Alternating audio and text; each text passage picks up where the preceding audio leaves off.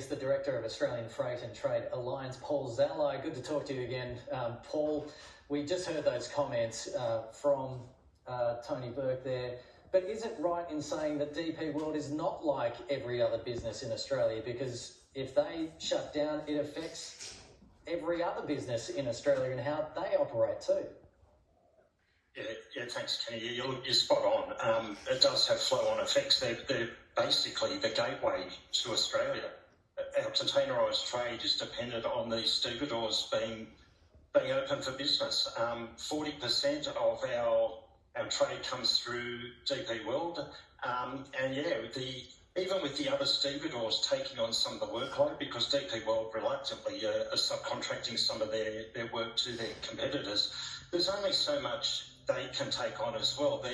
They're just not geared up to take on that extra volume at such short notice. So it is having devastating impacts. The comments there from the Minister were concerning, but not surprising. It's a consistent message that the government has made for some time, and also the Fair Work Commission themselves, when they had an opportunity to look at an application from DP World last year for a cooling off period, they declined it. They declined that 90-day cooling off period, saying, no, you need to go back and negotiate. So,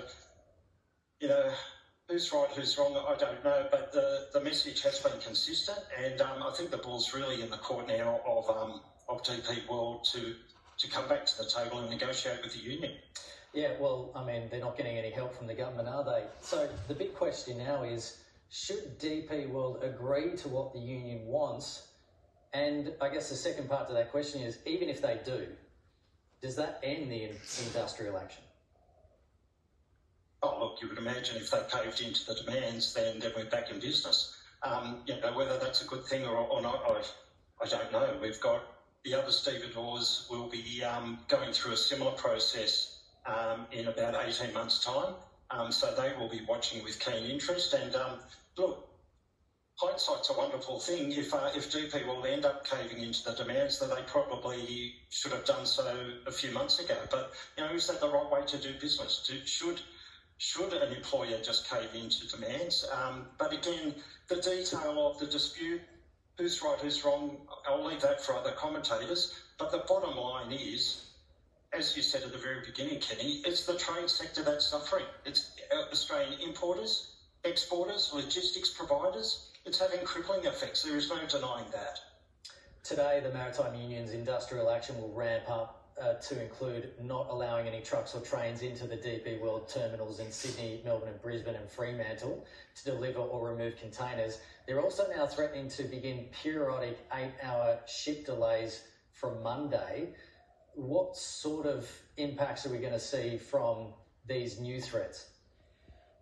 Yeah, it's just compounding. So that those bans that you're talking about are not too dissimilar to what's been in place since about September, October last year. It's just the compounding effect of these bans that is having the impact.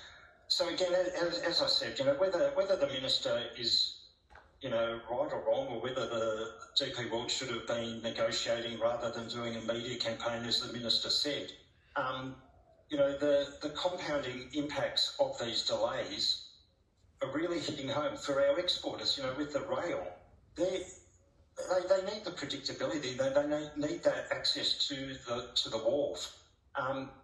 Without it, they're just no chance. And then our shipping lines, servicing Australia, they're increasingly blanking or cancelling voyages.